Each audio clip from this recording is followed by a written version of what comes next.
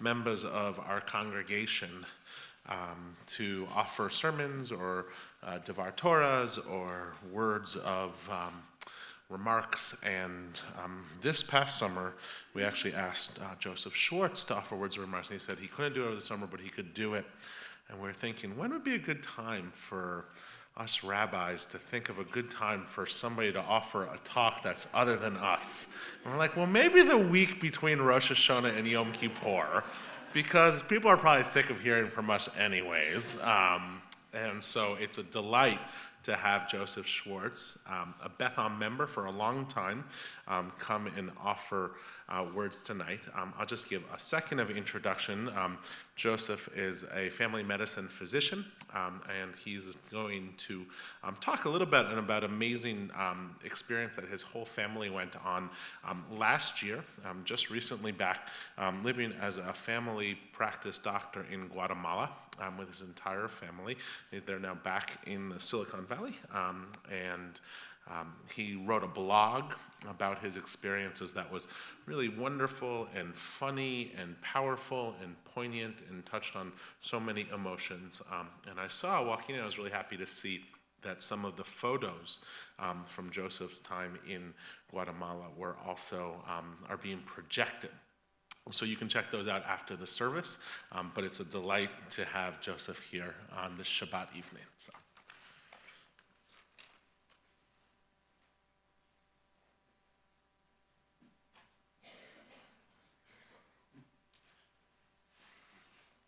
Shabbat Shalom. I think you just gave half of my speech, so thank you.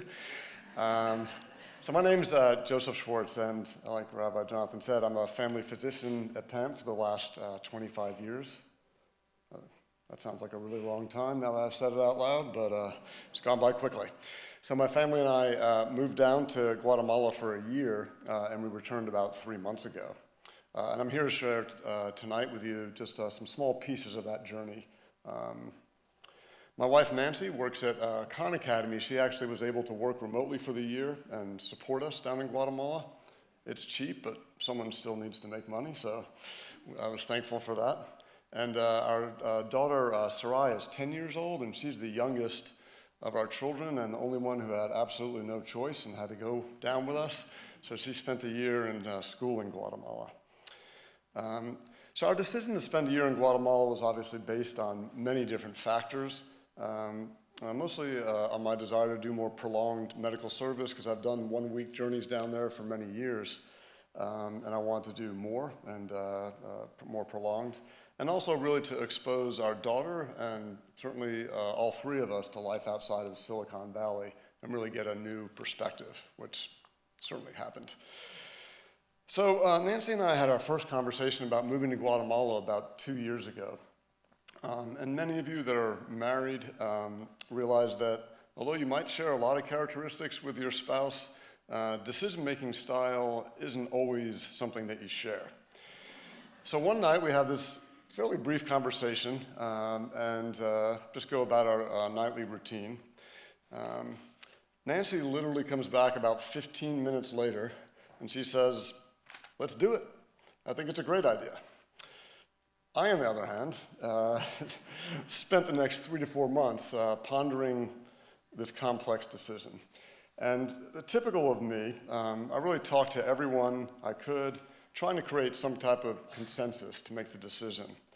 I talked to family, friends, patients, acquaintances, infants, pets, really anyone who would even pretend to listen, I talked to. And I heard a wide range of feedback, as you can imagine, that ranged from unbridled enthusiasm and encouragement to warnings about the low likelihood of returning alive to multiple suggestions of various other countries that might be better. So eventually I absorbed all the input, pondered it, repressed it, and then went with my gut. And that's how we ended up in Guatemala. So one of the most consistent themes during our journey was that many times, especially in Guatemala, things don't go quite as you expect them to go. And so the reality of how we lived down there for our year really turned out to be quite different from how we expected it to in so many different ways. And one of the most surprising things was that through my year down there, I really got back in touch with my Jewish roots. And keep in mind that Guatemala is an overwhelmingly Catholic and Mayan country. Those are, I think, pretty much the only two faiths down there. Basically a country of 15 million, and there might be 9,000 Jews and 2 synagogues. So not exactly a place that you'd expect to go and have a Jewish reawakening. So while most of my reconnection was through Jewish values and ideals, there are also a surprising number of Jewish cultural experiences. So most of these were through a small Chabad. As you guys know, Chabad's kind of everywhere. And it was led by a man named Rabbi Chaim. And he's aptly named as he was always full of life, joyous, interactive, thoughtful. And even though we really didn't share any of the same theologic principles, it was wonderful to celebrate holidays and some Shabbats with him. And one of my fondest memories actually was when we lit a menorah and sang Hanukkah songs in the central square of Antigua. Like many European and Central American countries, there's a central square that's really the cultural center, and essentially it's gorgeous. You know, there's a big fountain, trees surrounded by 500 to 600-year-old buildings. Really has quite a presence to it. And so on this one night, he had some kind of sound system, and blared Hanukkah songs and was dancing, and I tried not to dance because I was no competition for Rabbi Chaim, that's for sure. There's also a tiny bakery there, ironically, that actually had the best babka I've ever had in my life. And so even on the nights that in our house, there were weeks sometimes we had barely any food, we always had babka in the house. And to be honest with you, I hated babka before I went to Guatemala. So when I'd pass it, you know, on the weddings and bar mitzvah lines, and I'd carefully watch who took a piece, because I figured within an hour that's who I'd be doing the Heimlich maneuver on. And finally, it turns out that Israelis love Guatemala. So we really saw hundreds or even thousands of Israelis backpacking through Antigua, Lake Atitlan, through the highlands. And it's a more complex history, but basically, after their military service, this is one of the countries that they really love. But most of the reconnection I felt was really through a revitalization of my Jewish values. And foremost on this list was my desire to perform more tikkun olam. So my relationship to this concept really changed a little bit, as I hope to explain to you briefly. So my main work down there consisted of reopening a small medical clinic on the outskirts of Antigua. The clinic was there, but hadn't had a physician or a provider for over 2 years.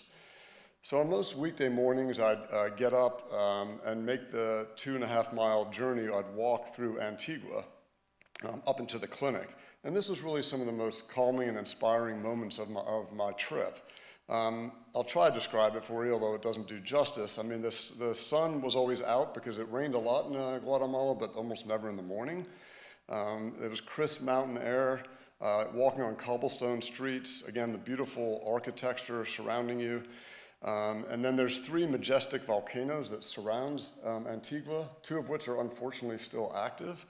And then the final piece is just the warmth of the Guatemalan people, because that's when there tended to be more native Guatemalans on the streets, and almost every one of them would greet you with some kind of friendly greeting. They'd hug you, just strangers, you know, and say hello to you, and it really, that was some of the most inspirational moments of our journey.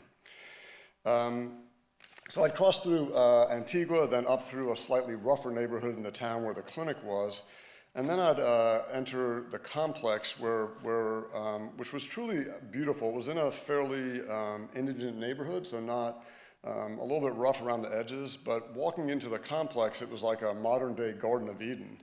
The campus had on a small elementary school, a nutritional hospital, a basketball court, which is important for everything, and then the medical clinic. But what set this apart was just the beautiful greenery. There were flowers all over the campus. Everything was green. There was a little waterfall. And then it was a school of about 130 elementary school kids. And so it really, just the laughter throughout the day, even when stressful things were going on, really helped keep it beautiful. So the clinic was now run by myself and a 23-year-old Guatemalan woman who helped me translate, but really had absolutely no medical experience whatsoever. And on one of our first days, two little girls came in, roughly 3 and 5 years old. And what was noticeable about them was their skin. Essentially from head to toe, it was profoundly dry, cracking, even bleeding in certain spots, taut. And again, everywhere on their body, to the point that even like smiling was extremely painful, or opening and closing their hands. So, although I vaguely remembered this condition from medical school, honestly, I had no idea, I couldn't recall what it was called or really how to treat it at all. So I did text my dermatologist friend back home. I went out to the little pharmacy that we had made, and went to get some moisturizing cream, which is the main treatment for this. So I asked my translator to help me converse with the girls with the dry skin disorder, and she looked at me somewhat quizzically, and she goes, oh, you mean the girls with ichthyosis? And as it turns out, she was entirely correct on her diagnosis, and that was a lesson in humility. So they ended up being two of my most consistent patients throughout the year. Saw them really every 3 weeks or so. Mostly I just doled out copious amounts of moisturizing cream for them.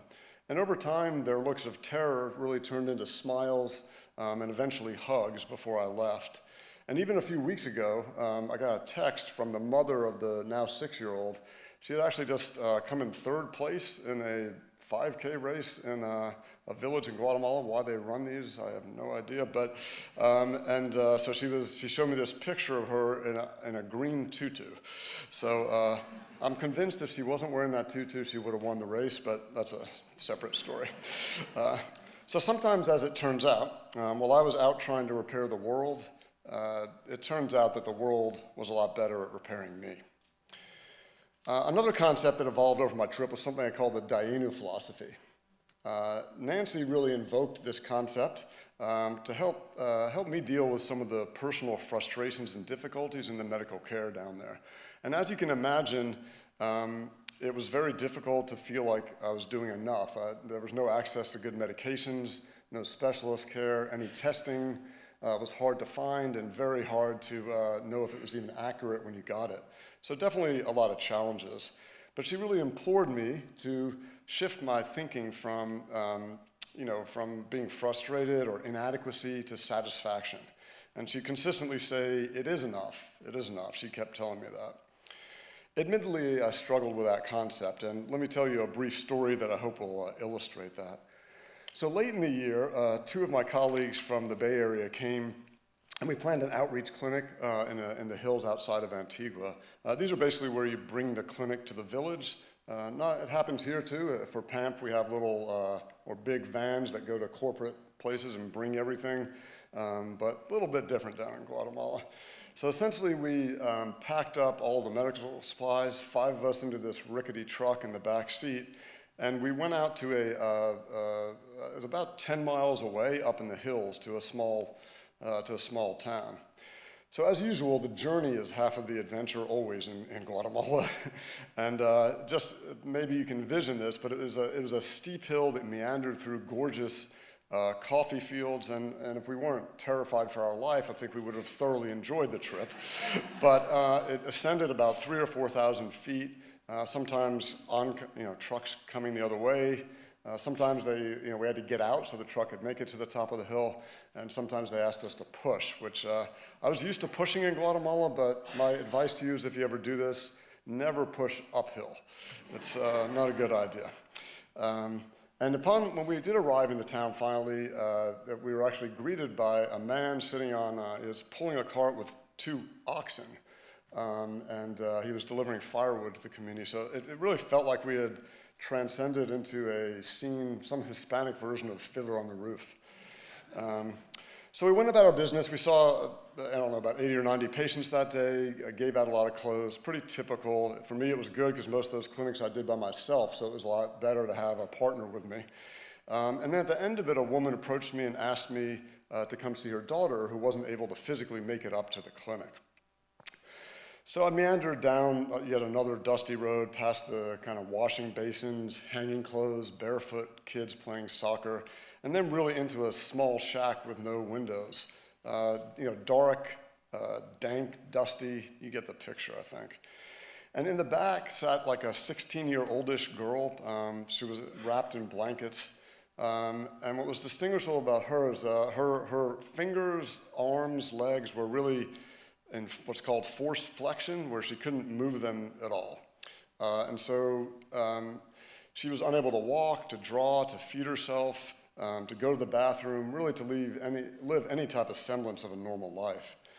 So her mom told me the tragic story of how she had been in good health up until about 3 years ago. She had the sudden onset of high fever, a seizure, and a rash, and essentially it left her in her current state. They showed me some heartbreaking pictures of her before this happened to her, of her playing soccer, singing, dancing, doing all the normal activity. But really the girl's face told the whole story. I was with her about an hour, and she didn't smile once during that entire hour. So even in the United States, this would be a difficult situation. But in a village that was this isolated and with no monetary resources, you can imagine how difficult it was and how tragic. And so this hit me really hard at that moment. I really felt completely helpless, sad, frustrated, really angry at the injustice and the image that this girl would be sitting up there for just totally isolated for the next 50 to 60 years or however long she had to live. I was able to regroup a little bit. I did talk to the family, talk to our group, and we were focused on really trying to get her down to Antigua at least, where we could probably provide her from some services. And then I also, in the ensuing weeks, I raised some money to try to get money to her and people like her to try to have the money to pay for some of these resources. But to be honest, I had little hope that really anything would change for this girl. And as it turns out, she did show up at our clinic 3 weeks later, which was by itself a feat. You can imagine a girl like this being transported down that road I just told you about on either a horse or a motorcycle. So I don't know how she made it there, but she did. We ended up linking her to a different organization in Antigua that had the capacity to provide physical therapy and neurologic rehabilitation. But to be honest, to this day, I really have no idea if she went there at all, or if she's getting any kind of treatment for these ailments, or if she's made any progress at all. So I did what I could, but honestly, was this really sufficient? Well, yes, but not really. But the Dayenu lens was really a helpful one to look through during this time period. So I thank all of you for allowing me to share a brief glimpse into the Guatemalan journey that we went on. Obviously, we have many more pictures, stories. Mostly what I'd invite you to do is take a look at the blog, take a look at the pictures. I'd love to talk to any of you who might have interest in something like this, because I'm trying to work on having sustained impact down there, which is difficult. So if any of you have experience or interest, I'd love to talk to you. And during this time of year that we focus on self-reflection and self-evaluation, I will continue to struggle with what really is enough when the world is in need of such repair. So thank you, and Shabbat Shalom.